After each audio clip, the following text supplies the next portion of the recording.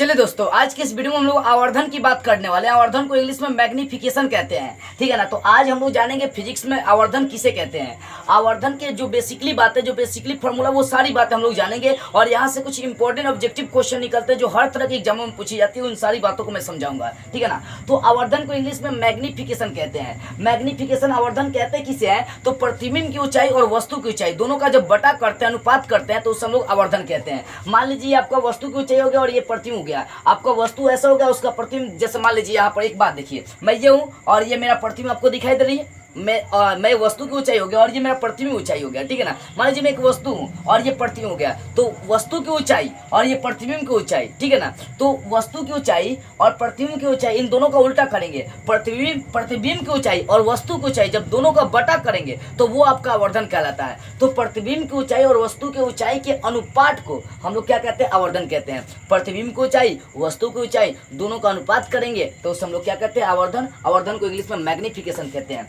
आवर्धन को हमेशा स्मॉल m से सूचित करते हैं। मान लीजिए यदि प्रतिबिंब की ऊंचाई h डैश है और वस्तु की ऊंचाई आपका h है, तो आवर्धन बराबर सूत्र हो जाएगा h डैश बटा h, मतलब प्रतिबिंब की ऊंचाई बटा वस्तु की ऊंचाई, दोनों का अनुपात को हम लोग क्या बोलेंगे, तो आवर्धन कहते हैं। m बराबर सूत्र निकल जाएगा h डैश बटे h। अब जरा हम लोग आवर्धन का एक व्यंजक प्राप्त करते हैं जिससे कई तरह के एग्जाम में क्वेश्चन कर जाते हैं। उन सारी बातों को मैं समझाऊंगा। देखिए, मान लीजिए आपका ये क्या, एक आपका अवतल दर्पण है। अवतल दर्पण में क्या किया हूं कि वस्तु जो ए भी एक वस्तु है, ध्यान दीजिए, ये भी एक वस्तु है जिसका ऊंचाई h लेकर चला हूं, ठीक है ना। तो ये भी एक वस्तु है जिसको फोकस और वक्रता केंद्र के बीच में रखा हूं, ठीक है ना। तो मैं बता दिया था कि जब वस्तु को फोकस और वक्रता केंद्र के बीच में रखेंगे तो प्रतिबिंब वक्रता केंद्र और अनंत के बीच में बनती है। तो यहाँ पे एक बात समझने वाली यहाँ पर आ जा रही है कि जब वस्तु को वक्रता, फोकस और वक्रता केंद्र के बीच में रख रहे हैं तो इसका प्रतिबिंब वक्रता केंद्र और अनंत के बीच में ये बन रहा है। यानी ए बी वस्तु का प्रतिबिंब आपका ए डैश बी डैश बन रहा है। कैसे बन रहा है, तो ए बी वस्तु है, इसके क्या होता है, इस यहाँ से किरणें मुख्य अक्ष से समांतर निकलती है तो फोकस से होकर गुजर रही है। और जब यहीं से किरणें ध्रुव की दिशा में आपतित करते हैं, ध्रुव आपका ये पी लेकर चलेंगे, ठीक है ना। ध्रुव की दिशा में जब किरणें यहाँ पर डालते हैं तो यहाँ पर जितना आपतन कोण बनता है उतना ही प्रवर्तन कोण बनाता है, वो प्रवर्तित हो जाता है। तो ये दोनों जब किरणें यहाँ पर मिल रही है तो यहीं पर आपका प्रतिबिंब बनेगा। और ये प्रतिबिंब क्या होगा, तो वस्तु की अपेक्षा उल्टा होता है और वस्तु से क्या होता है, काफी बड़ा होता है। कब, जब हम लोग वक्रता के अंदर फोकस के बीच में वस्तु रखते हैं तब। अब यहाँ पर देखने वाली बात है, हमें आवर्धन का व्यंजक प्राप्त करना है। तो मैं एक काम करता हूँ, ये जो त्रिभुज बनेगा ए बी पी और यहाँ से ए डैश बी डैश पी, इन दोनों त्रिभुज को देखना, ये समरूप होगी क्योंकि इसमें भी लंबवत भुजा, इसमें भी लंबवत भुजा, इसमें भी आधार, इसमें भी आधार, और इसमें भी कर्ण, इसमें भी कर्ण। ये दोनों त्रिभुज क्या है, समरूप है। इस बात को मैं लिख रहा हूं यहाँ पर। सूत्र जो हमें प्राप्त करना है वो मैं देख रहा हूं, ठीक है ना। चूंकि त्रिभुज ए बी पी तथा त्रिभुज ए डैश बी डैश पी क्या है, समरूप है, ठीक है ना। मैं ये देख लिया कि त्रिभुज ए बी पी और ए डैश बी डैश पी, ये दोनों त्रिभुज, ये वाला त्रिभुज और ये वाला त्रिभुज, ये पूरा त्रिभुज आपका चल जाए, ये दोनों क्या है, समरूप है।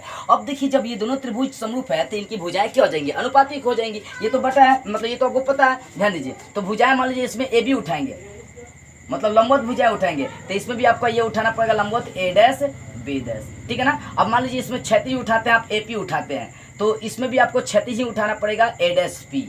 क्या उठाना पड़ेगा, ए डैश पी, ये आपको लेकर चलना पड़ेगा। अब यहाँ पर देखिए ए बी क्या है, तो वस्तु की ऊंचाई है और वस्तु की ऊंचाई ऊपर की तरफ है, इसका मतलब इसका प्लस लेकर चलेंगे, यानी ये प्लस से हो जाएगा। और ये ए डैश बी डैश क्या है, तो ए डैश बी डैश क्या है, प्रतिबिंब की ऊंचाई है। किसका है, प्रतिबिंब की ऊंचाई, देख सकते हैं। और ये नीचे की तरफ बन रहा है तो यहाँ पर प्रतिबिंब की ऊंचाई जो है ना माइनस एच डैश लेकर चलेंगे, क्योंकि नीचे बन रहा है, नीचे बनता है तो माइनस, ऊपर बनता है तो प्लस। अब ध्यान देते हैं आगे, ए पी ए से लेकर पी लेकर चलेंगे तो ये वस्तु दूरी है और वस्तु दूरी हमेशा माइनस लेकर चलते हैं, माइनस यू लेकर चलेंगे। ए डैश पी जो है ना, ए डैश पी तो प्रतिबिंब दूरी है, क्योंकि ए डैश यहाँ पर प्रतिबिंब बन रहा है, तो ए डैश पी क्या, प्रतिबिंब दूरी है। और ये दर्पण आपको अवतल है, तो अवतल दर्पण में हमेशा प्रतिबिंब दूरी चाहे वस्तु दूरी, ये सब ऋणात्मक ली जाती है, फोकस दूरी भी ऋणात्मक ली जाती है। तो ए डैश पी का मान हम लोग यहाँ पर उठा लेंगे माइनस भी, यानी प्रतिबिंब दूरी लेकर चले माइनस, प्रतिबिंब दूरी भी लेकर चले। ये माइनस इसलिए लगा रहा हूँ क्योंकि दर्पण आपका अवतल है। अब यहाँ पर क्रिया कर देते हैं।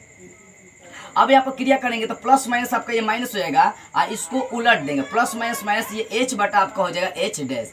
यहाँ ये माइनस माइनस क्या हो जाएगा, कट जाएगा, क्योंकि ऊपर में माइनस नीचे में से माइनस माइनस कट जाएगा, तो u बटे v हो गया। इसको उलट देते हैं, h डैश को ऊपर कर देते हैं, माइनस है तो एक काम करते हैं, इसको छोड़ दे, माइनस छोड़िए, h डैश ऊपर लिख देते हैं, यहाँ पर h नीचे लिखते हैं। इधर भी उलटना पड़ेगा क्योंकि जब इधर का मान चेंज करेंगे, उल्टेंगे तो उधर भी उल्टेगा आपका, v ऊपर चले जाएगा और u कहाँ चलाएगा, नीचे चलाएगा। अब देखो, इस माइनस को उस साइड में लिख दे रहा हूँ, तो यहाँ पे हो जाएगा एच डैश बटा एच, अब माइनस इधर ला दूंगा तो माइनस वी बटा क्या हो गया, यू हो गया। अब इधर ध्यान से समझिए, ये एच डैश बटा एच निकाल चुके हैं, मतलब प्रतिबिंब को चाहिए और वस्तु को चाहिए के अनुपात को क्या कहते हैं, आवर्धन। यहाँ पर ध्यान दीजिए, ये आपका एम बराबर एच डैश बटा एच है, तो इसका मान रख देंगे हम लोग एम। अब बराबर क्या होगा, माइनस वी बटे यू। तो यही आपका व्यंजक होगा आवर्धन का। आवर्धन का दो सूत्र चलेगा, एक तो आपका एच डैश बटा एच और दूसरा एम बराबर माइनस वी बटे यू चलेगा। ये भी है आवर्धन का मान। यहाँ से दो ऑब्जेक्टिव क्वेश्चन आपको अब क्या बनता है कि आवर्धन का जो ऋणात्मक मान है ई का बताता है, दो चीजें, आवर्धन का ऋणात्मक मान, आवर्धन का धनात्मक मान क्या बताता है। तो आवर्धन का जब ऋणात्मक मान आएगा तो बताता है कि प्रतिबिंब कहाँ बनी है, उल्टा बनी। यहाँ पर देखिए आपका यहाँ पर मान क्या आ गया, ऋणात्मक है, इसका मतलब चित्र में देखिए प्रतिबिंब क्या बना है, उल्टा बन रहा है। तो आवर्धन का जब ऋणात्मक मान आएगा तो दर्शाता है कि प्रतिबिंब उल्टा बन रही है। तो आवर्धन एम का जो धनात्मक मान होता है वो क्या दर्शाता है और ऋणात्मक मान क्या दर्शाता है, इस पर फोकस करते हैं। देखिए आवर्धन एम का जो ऋणात्मक मान है वो बताता है कि प्रतिबिंब उल्टा बन रही है। चित्र में देखिए प्रतिबिंब कहाँ बना है, उल्टा बन रहा है, तभी तो एम का मान क्या आ गया, ऋणात्मक आ गया। तो जब आवर्धन एम का मान ऋणात्मक आएगा तो बताएगा कि प्रतिबिंब क्या बन रही है, उल्टा बन रही है। और वही जब आवर्धन का मान धनात्मक आएगा तो इसका मतलब प्रतिबिंब सीधा बन रही है। तो क्वेश्चन आपसे कर सकता है, कोई तरह के एग्जाम में क्वेश्चन करता है कि आवर्धन एम का ऋणात्मक मान क्या बताता है और आवर्धन एम का धनात्मक मान क्या बताता है। तो आवर्धन एम का ऋणात्मक मान बताता है कि प्रतिबिंब उल्टा बनती है और आवर्धन एम का धनात्मक मान बताता है कि प्रतिबिंब सीधा बन रही है। ठीक है ना। तो आई होप आवर्धन से संबंधित सारी बातें आपको बेटर से समझ में आ गई होगी। तो बस आज की इस वीडियो में इतना ही। अगले वीडियो में हम लोग अगले टॉपिक को स्टार्ट करते हुए फिर मिलेंगे।